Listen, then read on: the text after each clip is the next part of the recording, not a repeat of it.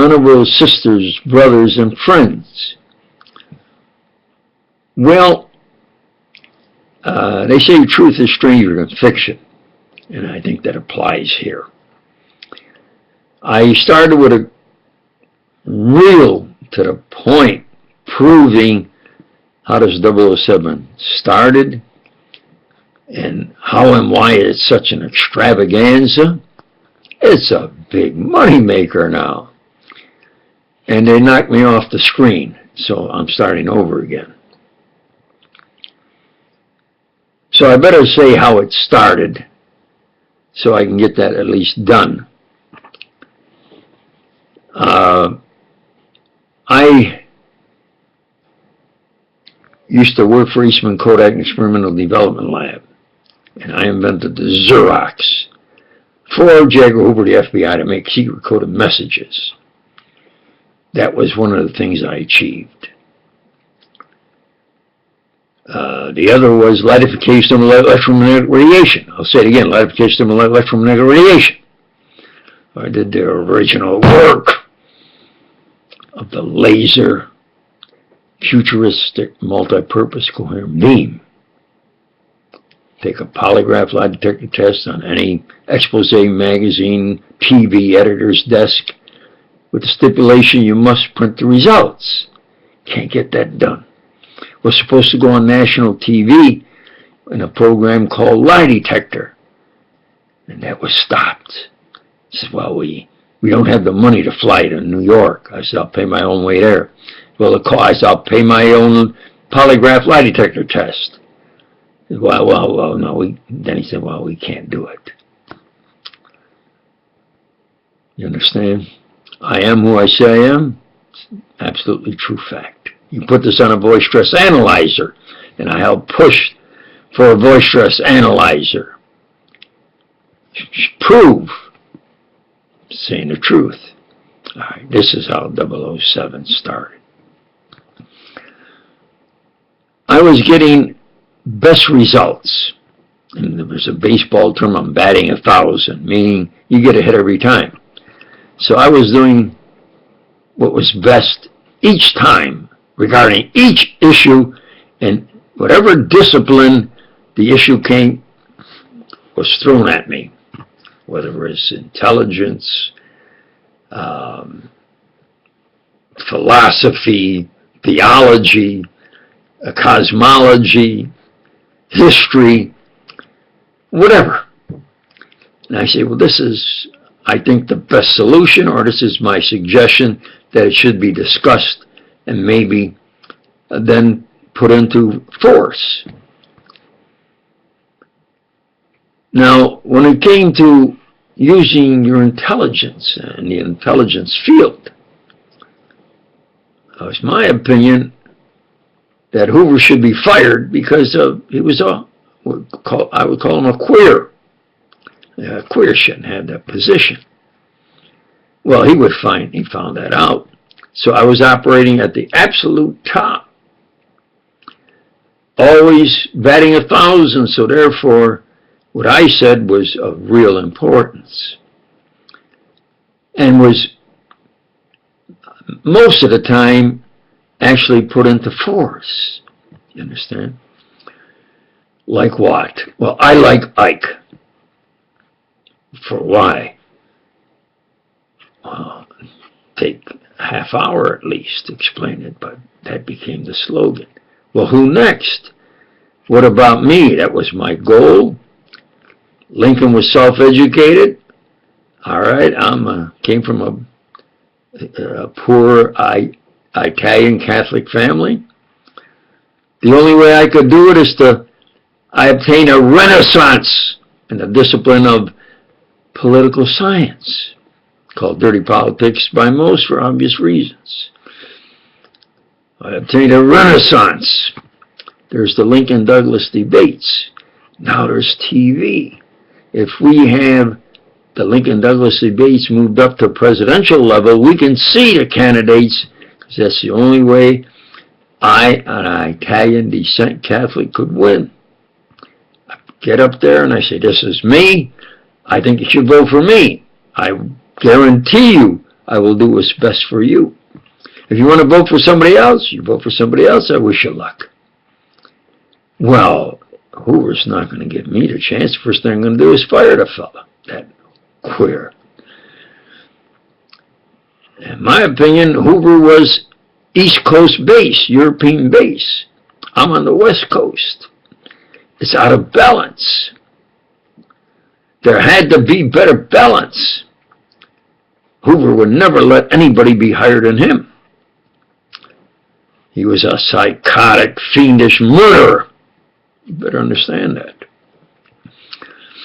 There was a man who wanted to expose him. He died with the speech in his hand before he got off the train. There was Melvin Purvis, the hero of the FBI. They said, let's make him the director instead of that questionable Hoover. Hoover found that out, got him out of the FBI. He was found dead. Hoover said he committed suicide. The man with the speech in his hand, I don't think committed suicide. Died that day. Kennedy, he got him down into Texas and was shot. He fired on Kennedy and got him out before Kennedy could fire him. Because I was in Bobby Kennedy's office as often as I could, demanding Hoover be investigated for experimenting my brother to death and be fired or at least replaced. And it let me know that they talked it over, Jack and Bobby, that maybe this time my original name was Joe Castellano. Now I'm Doc Castellano. And they would say, well, he's the doc, his science inventions. He has an honorary PhD. He's the doctor of doctors. He comes to raising the state-of-the-art of discipline of science at its highest step. He's becoming disgusted and bored with this hoopla of Einstein. There was a secret conferences between him and Einstein. Einstein agrees with him. Absolutely. In my capital C transformation equation, capital X prime equals capital X minus VT over the square root of 1 minus V squared over capital C squared. Capital C equal to or greater than the velocity of light that Einstein decreed was the ultimate universal velocity. No one can decree what is the ultimate universal velocity. So I go from one to another because that's what the true facts are. Well, let's get to where on the original 007, like I started. The laser beam is #1 in the world. Then who am I? Do you understand? This is how 007 really started. I'm doing the best in whatever challenge they say I have to resolve. Like what? I'm not going to work for a Nazi. I don't care what that fella. I'm going to work under a Nazi. I think you should do it my way. I think it's the best way. Well, Hoover says nobody ever backs down to him. No, I got him out. He doesn't want to work with me. Fine, because Von Braun's the best. I says, well, I wish you luck. They not only lost, it was done my way. The only thing that surprised me was the weight. Do you understand? Now, when I go to cash my check at the grocery store, right here at the corner, I can look out my window here of my office and see that grocery store. I walk over there and cash my check. Well, you had to show an ID policy. Say, what's your ID? And I say 007. And the girls, and I joke around with them. I believe in coeducation. And they say 007. So, okay, 007. Then after a while, I joke with them. I'd say, what's your ID? And I'd start taking it out. And they'd say, oh, we know you. You're 007. And I said, look, I'm not bragging, but I'm in science. And it's 00, a number. it's 007. You girls say O. O is a letter. And you say O. Like, oh, by gosh, you know. And they like, so now they would kind of like tease back. You just have something to do to try to make their day a little lighter because they do, that work is quite a bit of work. And my daughter worked for the same company, not at that store, but at the store about a mile away, the next store. You understand? Now, as I would go there and cash my checks, then as I started to take out my ID, they'd say, oh, we know you. You're 007. Do you understand? Well, there was this blonde there that was the most attractive. And I would joke with all of them, you know. And it just so happened a couple of times I go through her line. And I say, you know, you girls are attractive. They all were. But the girl who was mostly in charge, she was the one that I think would say, come on, walk by, you big flirt. You're 007. You understand? Now, when I went to my daughter's store, actually I'm going to joke around with her, try to make her work a little lighter. That work there is a little strenuous and so forth. So I really was joking around with her. Well, there happened to be a girl from the corner store that I can look out this window where I'm at right now that was there in my daughter's store that day. So when I went out, she told my daughter, that's that big flirt. He's always flirting with us girls over at our store. And my daughter looked at her, the big flirt. She says, no, he's joking around. That's my father. Now, when I went to that store, and those girls found out that my daughter worked with them, and they knew my daughter, and I'm her father, now they really would try to tease me, you see. And I would joke with them also. Now, Hoover said, you know, I'm going to have a little inside joke. I'm going to promote with their fellas where there's this intelligence, Sharpie 007. Well, like the Xerox, he started in a little store, and I first named it ZROX. Because there was Zerone, I DuPont d'Amours, and I used to listen to them every Wednesday. They had the greatest scientists when I was studying, hoping to be maybe a scientist someday. You understand?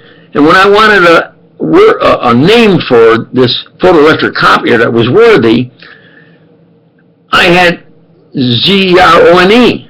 And I says, well, I DuPont d'Amours. If I can use that word, Z is the last letter in the alphabet. And when I went to the patent attorney, he says, this is the last word in copying. It's really great. He says, but you need another $250. I says, what for? That's all I had was the $250. He says, well, we have to make a search in Washington, D.C., a patent search. When he said that, oh, gee, it's clumsy. Hoover's got the power. He's born in that. That's his town. He's got that town lock, stock, and barrel, besides being a power in this country and in the world, over the Brit M16, whatever they call themselves. He says, well, that's the only way it can be done. Well, before my patent attorney could do anything and I could get that money, they fired me from a civil service job, bankrupt me.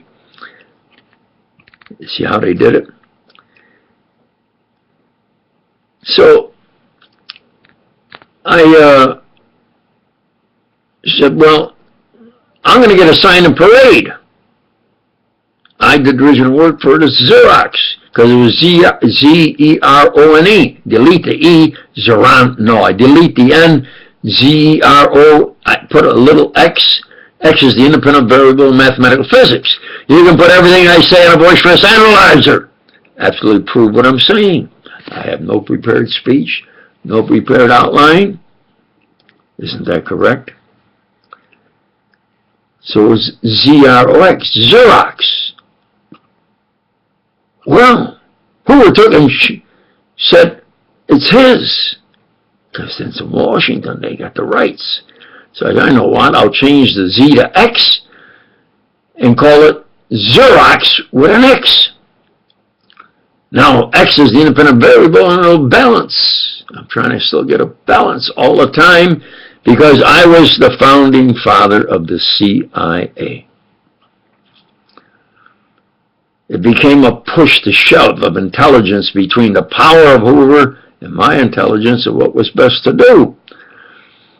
Because I said, he's a queer, shouldn't be had that position, and he's on the eastern seaboard tied to Europe, and he's not that good in global strategy. Do you understand? The Far East, the Asian countries are now developing. There has to be a more of a global agency, and it's all splintered. If we put our office of Strategic was the main one of the Army, and then the Naval Intelligence and so forth. Let's put them to combine them into one central intelligence agency. And Hoover had a little psych up where he would try to say, "No, he's number one. He's had the power," and that I'm not right all the time. Well, he couldn't say that. So I would say it's intelligentsia. It's SIA, secret thing, but it's CIA in spelling. The intelligentsia, Central Intelligence Agency. Finally, he was forced to have we would be in quantity better than him, and maybe in quality. But he had that CIA picked. It was only picked by him and was under his thumb. And then anything would go wrong, it's because CIA was the fall guy for Hoover's mistakes. That's the way it started. That's why the CIA got into a little trouble when it started, because it was the fall guy for Hoover's mistakes. You understand? Now, as far as the 007, Hoover said, we'll have, because there was on TV, see, my name was Joe Castellano, and they had a program of this sharp guy, Joe Mannix, and I always used X as the independent variable in mathematical physics, and X is the unknown. So there was this Joe Mannix on TV. I swear, especially when he was walking away, looked just like me. How could I prove that? Of course, face, his height and build was similar to mine, but I swear in certain distance photography, just like me. Well, Hoover, I think, said, let's have a film in which we have this 007. He said, hey, he wants to break out publicly because we experimented his brother to death, and he will somehow, some way, break through, get that known, and of course then demand his rights of what is his in science and inventions. So they cooked up where if I paraded with a sign here, he's from Britain, he's a Brit. So I could have an argumentative point if the man was here and looked like me. But if he's a Brit, and they would have a reason why he's a Brit or something. So that's the way they did it. So when this movie came out, I said, I got to see this movie. I'm going to go in the afternoon. There's not many people around. I'm going to get up best seat possible and really see this movie. So the movie starts, and he's a big, tall Brit with a British accent. You know, we say they have an accent, but, you know, it's English. And especially here in the U.S., some of us have accents. I have a New York accent. Then I have some real friends when I was in the service from the South. And I like to say, you all are good guys, you know. And so forth. So I'm looking at this movie, and he's this big, tall Brit with the British accent. And he's starting to make love and shack up with this young girl. Well, he's at least in his 40s. And she's a young girl, I think, in her 20s. Her height, her weight, her color hair, her eyes, her features, her name is the same as my daughter's. Am I hearing wrong? You criminally insane Hoover! How dare you! I with that accent, but I got up, walked out. You dirty, criminally insane Hoover. How dare you? I've never seen any of that gosh dang crapola, that phony, I call it, half-assed Brit 003.5. See it comes on TV with all the hype now. I have to change it. Go out of my way not to go to that store. I haven't gone to that store in years. Why now? I'm forced to go back to that store. The Hoovers, carrying on the Hoover, criminally insane Hooverist routine, are so bad. The quacks that they take orders from. If I do something real good, I ruffle the feathers of their quacks. And their quacks really get angry and show their authority and their quackery, do all kinds of weird, criminally insane nonsense. Really. Look at the extravaganza of 007. Worldwide, they got millions of kids studying it, memorizing what he does and says, clubs and so forth. It's way bigger than even the Nessie deal, where they made that Nessie of that lake with that fella that I saw on TV 3 times, that did it as a gag. Hoover did it as an inside joke. And it was a big smash hit. Hey, that's the true facts and how it started. Now, why am I really going to expose it now? Well, the truth is that they kill me now, and they've tried at least half a dozen times. I'm not alive because Hoover wanted me to, or whatever, or whoever. I'm alive by guile. Was a cadet. I have coordination. I can juggle like 3 oranges at one time. I try to stay in condition. I've obtained injuries that really limit me, but still, I have a philosophy of how I should think and do something. Well, I was forced to go back to that store now, where it started. Well, now it's been about 3 episodes I just read.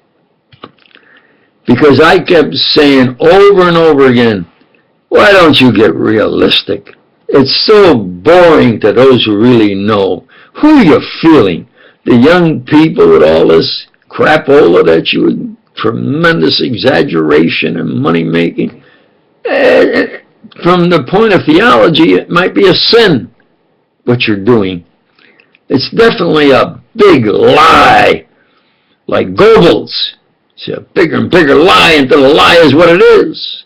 Well, when I put it that way, I ruffled the feathers of the quacks so much, they said, okay, because I said, look, to other intelligence agencies, they're getting like I am. I don't go out of my way not to have anything to do with this crapola, super hype 007. I call myself 009. I've got two and I'm adding those two to your crapola. I'm 009. Hey, push is coming to shove. As other intelligence laugh at you, just like I do. Yeah, I ain't gonna bother with that silly crapola of theirs. Wow, they come out now with a man that's about my height and build, with my eyes. I said, you gotta get realistic. They laugh at you. So not to be laughed at by intelligence agencies, voila. The man they have now is about my height and build. When I was younger, I think he has my blue eyes. He's more realistic. Well, I like the crooner tune. I used to try to imitate Bing Crosby and Frankie Sinatra. I used to joke and say, if I took one lesson of music, I'd put Frankie Sinatra to shame. I'm just joking. And then Ezio Penza. Now, he has a great voice, and I try to imitate him, especially in South Pacific. Some enchanted evening, you will see a stranger. I sometimes practice in that. The first time I did that on the internet, I hit every note, and I did it the best I've ever been able to do it. I've tried it again lately, but I didn't hit the last note as good as I think I should. So I like the crooner tune. And so I have now where I say I'm 009 and I cater to the beautiful girls in this world. Well, who? I say by nature all girls are beautiful. Absolutely. And I sang Sweet 16. I love you as I never loved before. And I got the lyrics and listened to the tune. I always used to hum a tune or croon a tune, you know. I didn't pay attention to the lyrics. So I need to look at the lyrics if I try to croon a tune. And I'm looking at this, and up pops this attractive girl. And it's typical Hollywood where they have her hair light because that shines in the spotlight. And by science, you see, Hollywood says a girl is beautiful. No, she's attractive. If it's light hair, it shines light more, and you can see light reflect off that. So that, and then if her features are smooth, that reflects, and your eye is a precision. It sees light waves, and light waves are millions in a centimeter, and your eye can detect light waves that fine. So any little irregularity interferes with the smoothness of your vision. So you're attracted to a girl that has smooth, shiny features. So they have these smooth features with makeup that shines and hair maybe that's a little light. So I see this attractive girl and it's Skyfall. Oh, God. It's supposed to be so great. Okay. All girls are beautiful by nature. She's a beautiful girl. She's attractive, but let's see if she's a beautiful girl. I don't know. Don't even know her name. And I look, and she was for the Academy Awards that I don't particularly watch. The movie crapola, they exaggerate everything in Hollywood. There was Joe Mannix. Then there was one movie about J. Edgar, Homo Hoover, that criminally insane Hoover. And they made his right-hand man a big, tough, dirty operator. Just the opposite. And they used my last name. Actually used my last name in that movie. Do I have a copy of it? Well, they keep me so poor, I'm always financially embarrassed. They've bankrupted me. Say I owe everybody money.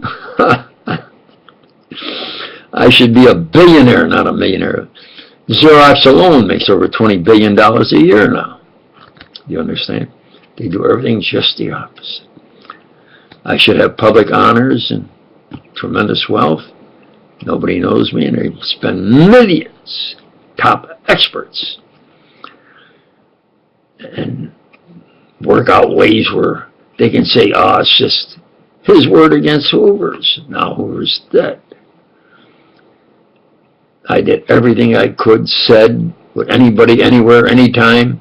Today I could be a Republican, tomorrow a Democrat. Today I could be with you, tomorrow against you. Yesterday I was against you, today I'm with you. But I survived.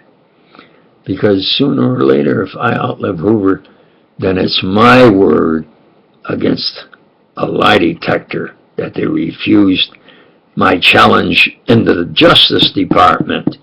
You get that Hoover down here, supervisor, on your desk. He insists on lie detectors are 100%, and everybody should take a lie detector test when push comes to shove. You get them down here, and we take a lie detector test. Everybody in that office stopped working. Somebody even dropped some of them. Someone even dropped their pen they were holding. They turned around, a couple of them will start walking towards the supervisor's desk. What do we have here? That guy runs everything. He runs the building here. He's building a new building that'll be in his name. The supervisor said, it's like you say, technically we're supposed to be his superior, but he has the power. Yeah, like you say, even over the president.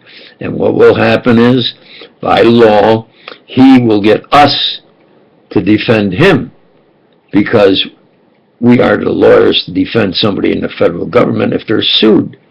Federal government, you sue him, you're suing the federal government.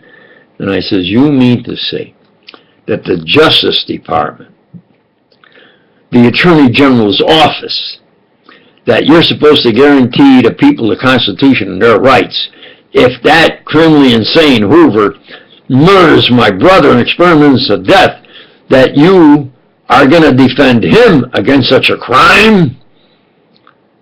And he says, well, that's the way it'll be. Now, Hoover finally showed up then in front of me, because I was walking around the building in and out of the building. Show up, you criminally insane Hoover. And I never tell this to anybody, because if push comes to shove on that lie detector test, I'll tell this story, and you'll say, that's just 007 is crapola. 007 is just big time, like he says, crapola, compared to what this man really did against this criminally insane J. Edgar Hoover that experimented his brother to death and others. He was a woman, hater. They even showed me an experiment a woman to death. You understand?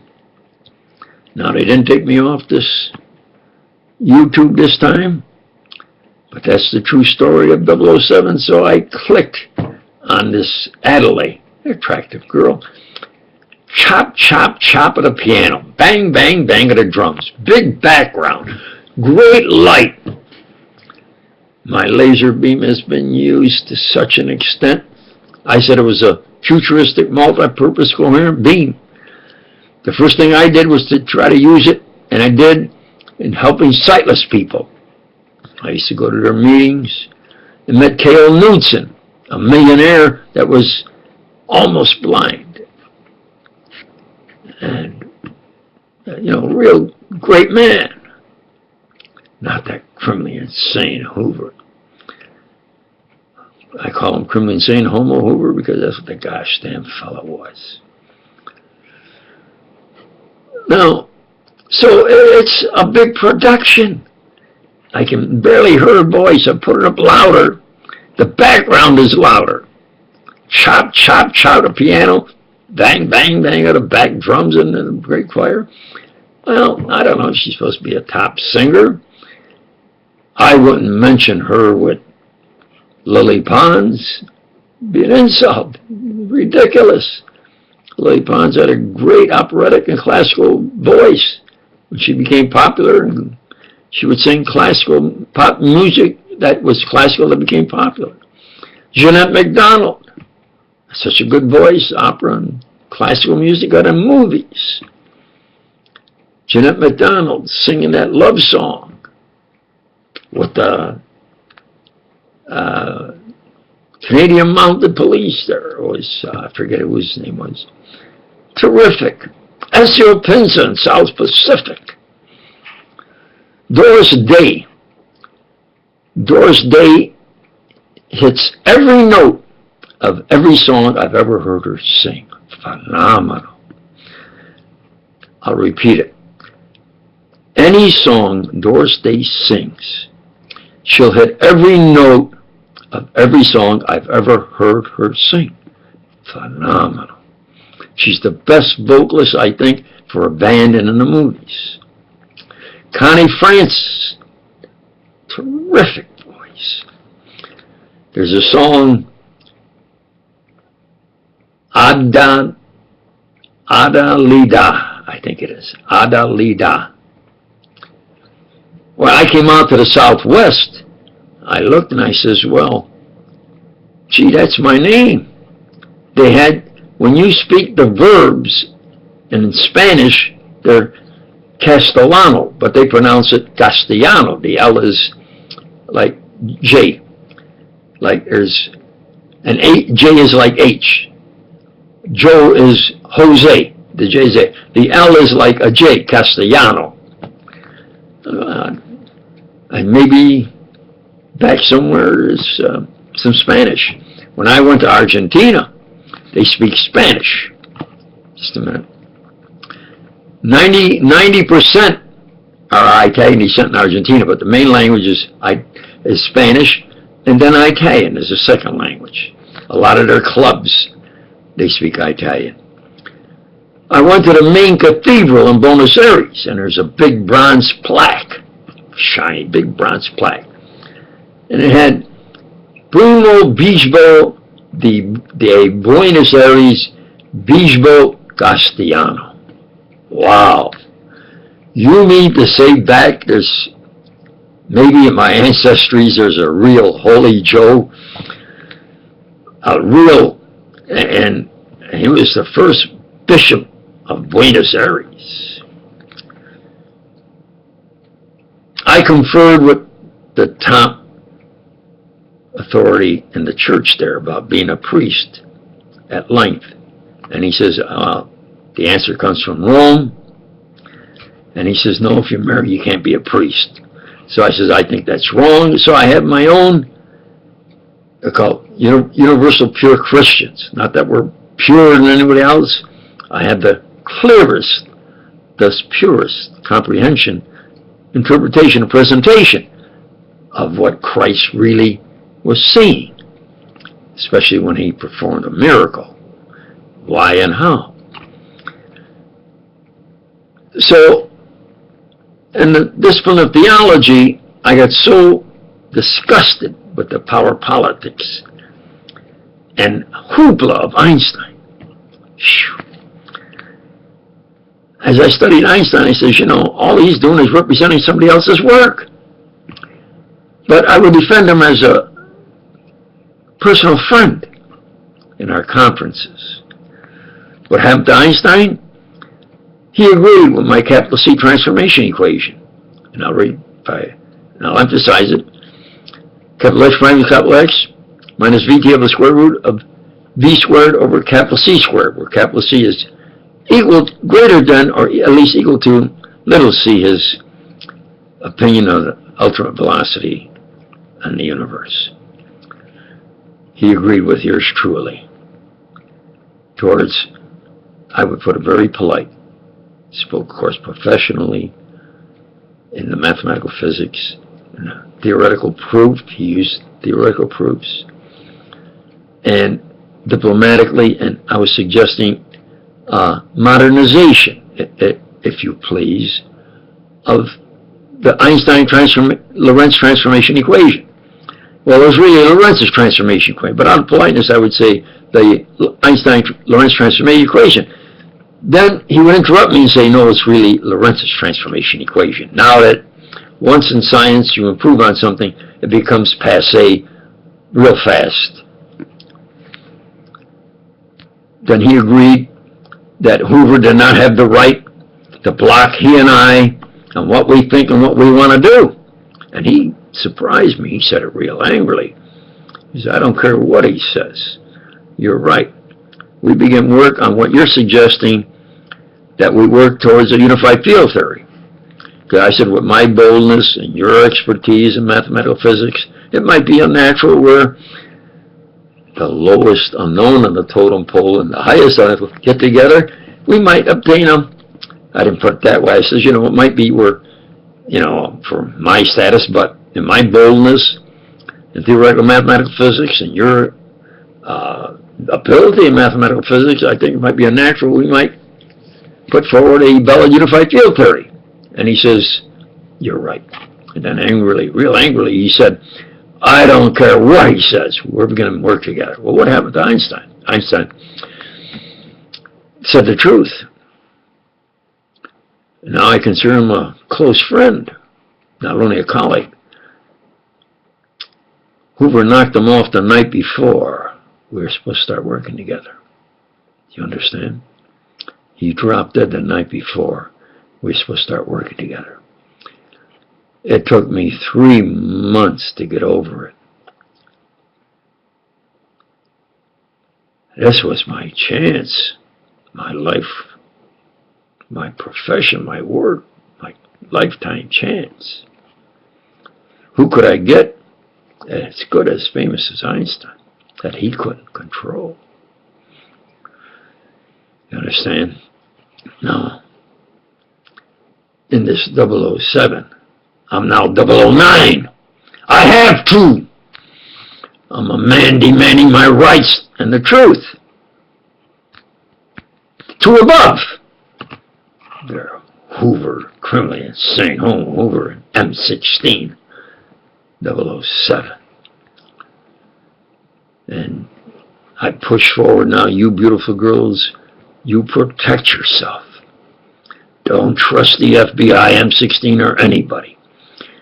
If you're in need, you get a guard dog if you're walking alone, because they purposely let a black girl be taken off and sexually murdered by the big, tall fella that was in charge, that was a Homo Hoover agent. I said, let's do something. I can run. I can maybe get the light. None of our business. But let's do something. I looked at him. He says, Eli, yeah, I saw him hit her. He says, that happens here all the time. It's not our business. We do what we got to do. That was just with that black girl. There are other incidents. That happens all the time, like he says. There was the instance where I can prove Hoover used a young fella, controlled, and this young fella went berserk, and he murdered some girls. Now Hoover got him berserk. Now there was a time of father. You see, they work on the family. Because you say, look, if I'm a real man, okay, I die, but I got to protect my family. So if they can work on your family, like if they can get your sister to say, I kissed this ground of the U.S., don't ever mention about Hoover, this is, and she shouts and screams, and I says, they're ruining your son's life. No. Well, you see, some father, I think, an arguing about his family, sons and daughters, rammed into the FBI building. There was another one that walked in and started shooting him. Well, it's illegal where I am to even own a firearm. So I look at it, sooner or later, Hoover, I think I can outlive you. That isn't what you got planned. And when I do, it's going to be my word, and by that time they will have the voice stress analyzer I don't even need your national program of lie detector tests. I can say, you put this on the voice analyzer, proves I'm saying the truth. Do you understand? So now, in my 009, I say, you girls, this fella, they actually let him go. Everybody's looking for him. They had me pass by him face to face. But it's the same fella with that Negro girl. See, I won my boxing in my weight class in college. I know how to box. It's called the science of pugilism. So when somebody has swung at me, I've hit them back, they've gone down. And it's really cost me. I had to take 2 of them to the hospital, and I got 2 strikes. They now have me like a fighter. A fighter uses his hands, they're considered a weapon, and he's in big trouble. So I got into big trouble on the second time because the fellow insulted my daughter, and I hit him so hard he couldn't get up.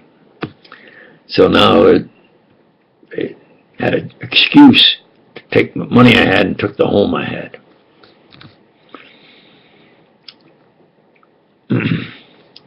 So they have me where it's a great big fella. He's got reach on me if push came to shove, but there was nothing I can do. He says, no, you face to face with this murderer. They purposely had this fella kill at least 2 other co-eds so they could film it and so forth, so that when they went public over the nation, it would be a big show of Hoover and Slick Willie Webster of the FBI, that they have, look how great they are. They've got proof of this fellow. You understand? So who can you trust? You get a guard dog that if somebody tries to kill you or attack you, to kidnap you, that guard dog kills them or pins them down so they don't move. Or you get a firearm so that you come up and kill them all so they don't kill you or kidnap you, or as many as you can to get away. And if I had a firearm, that's what I would have done. That's the truth. I'm 009 now. 2 better. I've got 2 as a real man. Not that 007 crapola phony that they experimented men and even showed me at least 1 woman and let women get murdered, and they can do something about it, and purposely had at least 2 more co-eds murdered after the ones they knew the fellow murdered, just to have a big national show, an international show of how good they are. That's the truth of what in the cloak and daggers. Phew, they are terror, worse rackets. I'll just say this. Try to do it in 50 minutes. I guarded the LA airport alone, armed. What a challenge. Alone at night, guard that entire airport back then. And I did it exactly by my orders. And when push came to shove, I put my hand on my hip. You got to be a step ahead of them. Because every place I worked, after I resolved it, Hoover would pull some stunt and say I was incompetent and showed on the record they fired me. And then he could move me to where he wanted to resolve something else. That happened as far as matching them after Brown lost, and as far as rocket propulsion and so forth. You understand? So I put my hand on my hip. Now the fellow said, hey, if I push him, he has the right to actually draw the gun and stop me. So then he went back down. I kept backing up until we got in front of the open door of the plane. Then he backed down. But the next day they called me in the office. I know what they're going to do. They said, you pulled a gun. I said, no, I didn't. They says, well, yeah, he said you pulled a gun. I said, no, he's saying that. I have the right to put my hand on my hip. I was getting tired of telling the fellow, you got to back down. You can't get on this plane until you show me a pass. You can get on this plane. Today. Not just some pass that you say you got. You have to have a pass, and as of today. That's my orders, and that's what you're going to have to do. Why? They're running drugs in and out of Vietnam. Do you understand?